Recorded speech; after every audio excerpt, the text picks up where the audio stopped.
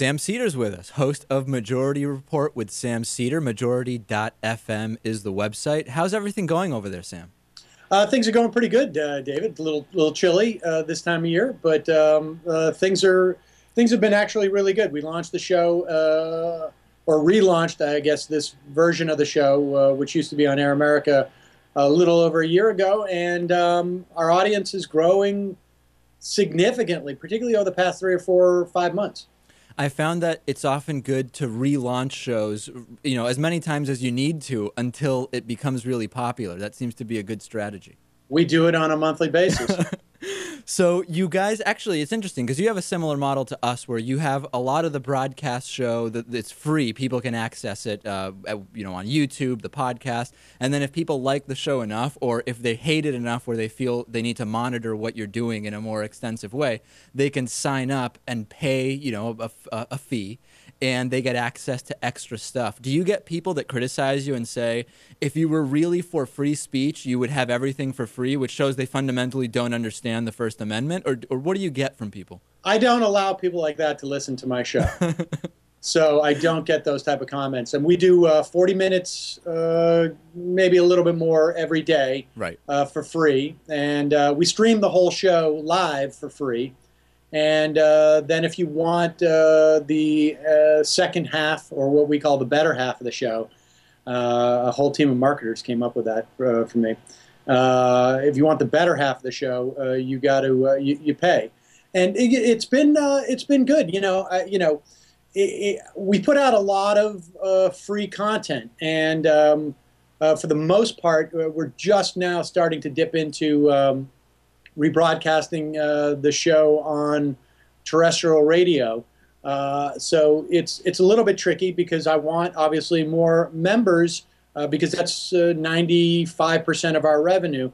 But, I also want the audience to grow. And so I want to give a substantial amount of content away for free so that more people will try out the show. So, it's finding that balance, and so far it seems to be working.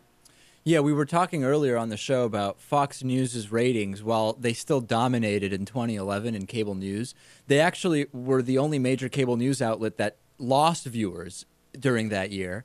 You see, the kind of increasing irrelevance of whether you're on a 25,000 watt or 35,000 watt station because of the increased kind of wide access to the internet that there is. Do you think eventually it's just going to be irrelevant what cable channel or radio station you're on, and it'll really be what's on the internet? If you have internet in the car, it almost doesn't matter whether you're on broadcast stations, or is that still going to be kind of a big media factor? I mean, it depends on what your horizon is. I think, I don't think that age that you're talking about will really come about fully for another 5 to 10 years. But because certainly if I had taken this show and launched it the day after, let's say, Air America folded, I would have a lot more people. But it's the challenge now is a marketing challenge. Can you even imagine it? And I've talked with Craig Aaron and actually Josh Silver, the former and current presidents at Free Press, about this.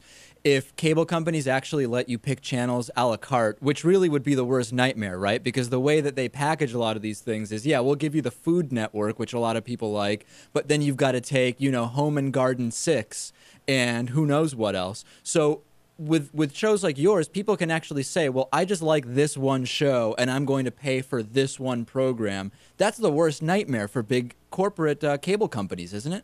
It is. And, you're already seeing, look, you saw this in the music industry, and to a certain extent you've seen it in the television industry, the way that their distribution mechanisms change their content. When you started to have the dissolution of sin-fin rules, and when you started to have things like DVDs or downloadable shows, the idea of selling a television show into syndication lost a lot of its luster. You just don't see those big payoffs anymore. So you see networks now, instead of getting with studios and working this model where the studios would put the shows into syndication, and that's the way they would make all their money. you're starting to see networks and studios essentially share in the revenue from the first time it broadcasts. That's why you see a lot more reality television. 2012 election. We saw the Iowa caucuses. It's not clear whether they matter at all. We're getting into New Hampshire and South Carolina. We've got Pakman out. Perry, for all intents and purposes, is no longer a factor. We now have... I'm not sure about Perry. You think he's still a factor? Well, look, and I don't even buy the idea that the Iowa caucuses mean nothing. They may mean nothing insofar as, only 5% of Iowa voted in the caucuses. But well, I was thinking more in the sense that the winner, the person with the most votes, historically does not end up being the nominee in many cases. Right. I don't know that that's going to happen this time, but certainly it matters a lot to Rick Santorum, at least in the short term. And I think what's interesting is on this weekend, the weekend before the New Hampshire primaries, you're having a bunch of conservative leaders, many of whom are evangelicals, meeting to decide who they're going to pick as their anti-Romney, or whether or not they're going to just sort of decide that it's okay for them to have a Mormon presidential candidate. And I don't mean that, I don't take that lightly. I do think there's a massive problem in the Republican Party for them to vote for a Mormon.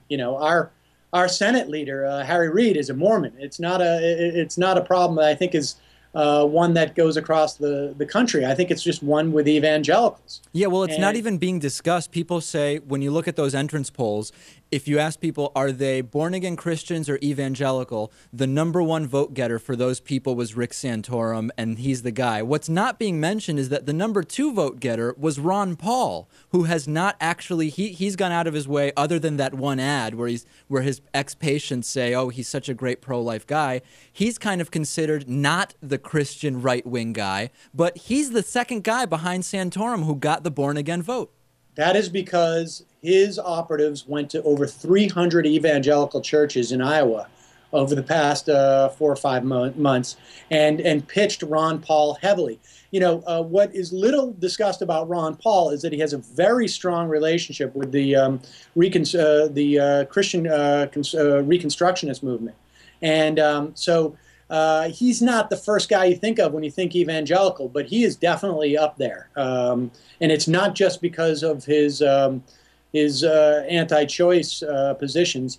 It is because his brand of so-called libertarianism is not libertarianism in the way that an academic or a European would think of it. See, when you say that to his supporters, they'll say, well, but then he's just running for president. He's not running for governor of those individual states. So what do you expect him to say? But you have to take that into consideration. It seems short-sighted to me to say, well, he's not going to get involved in it.